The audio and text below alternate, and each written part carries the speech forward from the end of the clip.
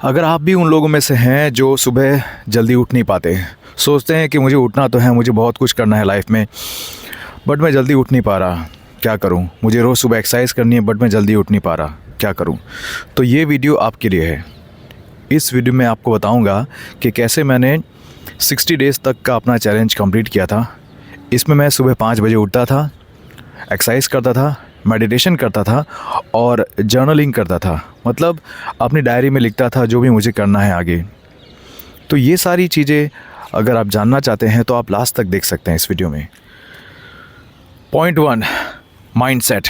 Yes, आपका mindset ही सब कुछ डिसाइड करता है। अगर आपका माइंडसेट बच्चों की तरह है जिसमें बच्चे किसी भी नई चीज़ को ट्राई करने से डरते नहीं हैं, घबराते नहीं हैं, वो सोचते नहीं हे भगवान दुनिया क्या कहेगी, क्या होगा, अगर मैं फ़ेल हो गया तो क्या होगा।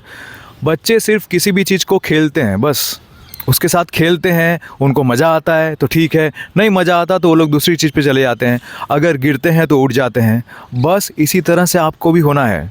आपको भी किसी भी चैलेंज को लेने के लिए बस इसी तरह से सोचना है कि ज़्यादा से ज़्यादा क्या होगा, हाँ ये मेरे से नहीं होगा ना, कोई बात नहीं, मैं उसको सीखूंगा, ट्राई करूंगा फिर से कुछ, ठीक है।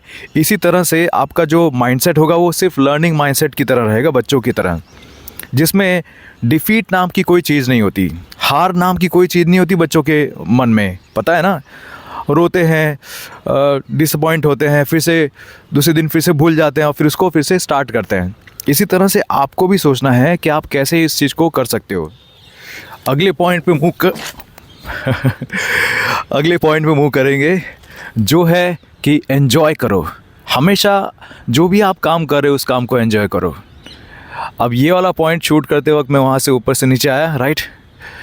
तो हर बात को अगर आप एन्जॉय करोगे ना, भले चाहे कुछ भी हो, आप सीख रहे हो ना, आपको बोरिंग फील नहीं होना चाहिए, क्योंकि आपका माइंड एक्साइटेड स्टेट में अगर रहेगा ना हमेशा, तो आप हर चीज़ को ऑब्जर्व ज़्यादा कर पाओगे।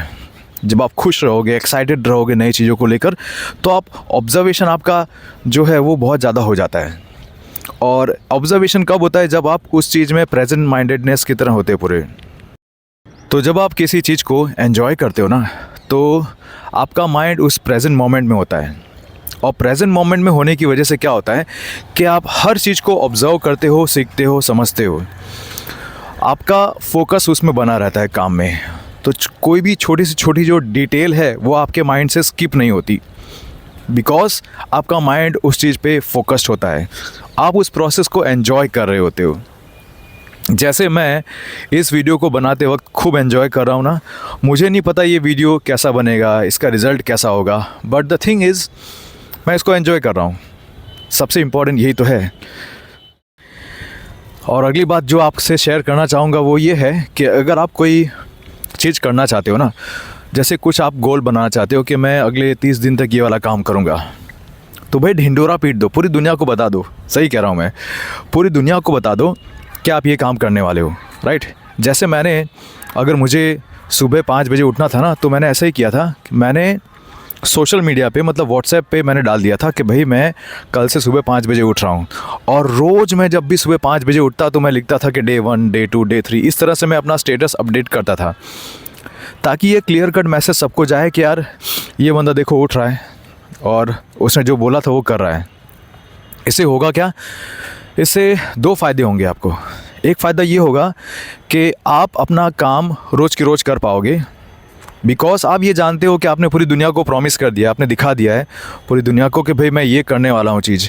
और आपका माइंड ये सोचेगा कि अगर मैंने ये नहीं किया ना तो दुनिया वाले क्या बोलेंगे, अरे यार तूने बोला था, खाली 2 दिन करके हो गया ना तेरा ख़त्म ऐसे ही करेगा। दूसरा क्या होता है कि आपका काम तो इम्पॉर्टेंट है ही, आप अपने नज़र में भी अच्छे बन जाते हो। आप समझ जाते हो कि यार मैंने जो प्रॉमिस किया मैं उसको पूरा कर सकता हूँ। तो ये 2 फ़ायदे होते हैं कि दुनिया को आप जब भी बता देते हो ना कि भाई मैं ये काम करने वाला हूँ, देख लेना अब, और करूँगा मैं, तो उससे इनडायरेक्टली आपका ही फ़ायदा है। आपको पता है कि आपके हेटर्स भी देखेंगे, आपके चाहने वाले भी देखेंगे, और अगर आप जो कहते हो उसको पूरा करते हो ना, तो भाई साहब आप ऑटोमेटिकली इस दुनिया के 10% कैटेगरी में तो आ ही जाते हो। क्योंकि बहुत सारे लोग ऐसे हैं यार, जो लोग कहते हैं कि मैं ये करना चाहता हूँ, मैं वो करना चाहता हूँ, बट करते कुछ नहीं है क्यों? क्योंकि फिर वो अलग अलग चीज़ों का बहाना बताते हैं कि यार मेरे पास वो नहीं है, मेरे पास ये नहीं है, ये नहीं कर पा रहा, वो हो नहीं रहा, अरे ऐसी दिक्कत है ना, इसलिए ना। तो इस तरह के बहाने तो हर कोई बनाता है भाई। आपका मेन काम है कि जो आपने बोला वो आप करोगे और उसमें आप 100% अपना दोगे, ये इम्पोर्टेंट है। लास्ट और सबसे बड़ा रीज़न क्या है पता है? सबसे बड़ा रीज़न ये है कि आपकी मेमोरी बहुत स्ट्रॉन्ग होनी चाहिए। अरे यार, ये कोई कंपटीशन एग्ज़ाम है नहीं कि मेमोरी स्ट्रॉन्ग होनी चाहिए, नहीं नहीं।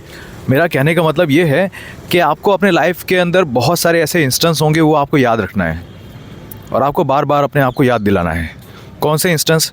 जैसे कि जहाँ पे भी आपकी बहुत इंसल्ट हुई हो, जो भी लोग आपको देख कर हंसते हो, आपका मजाक उड़ाते हो, है ना, जिन लोगों ने आपको लूज़र बोला हो, ये सब जो बातें होंगी ना, ये आपके मन में आग पैदा करेंगी। वो आग जो होगी वो आपको एक्शन लेने पे मजबूर कर देगी और यही एक्शन आपकी स्टार्टिंग एक्शन होगी। क्योंकि किसी भी रॉकेट को अगर ऊपर जाना है ना, तो स्टार्टिंग में उसको बहुत दम लगाना पड़ता है और वही दम आपको ये देगा।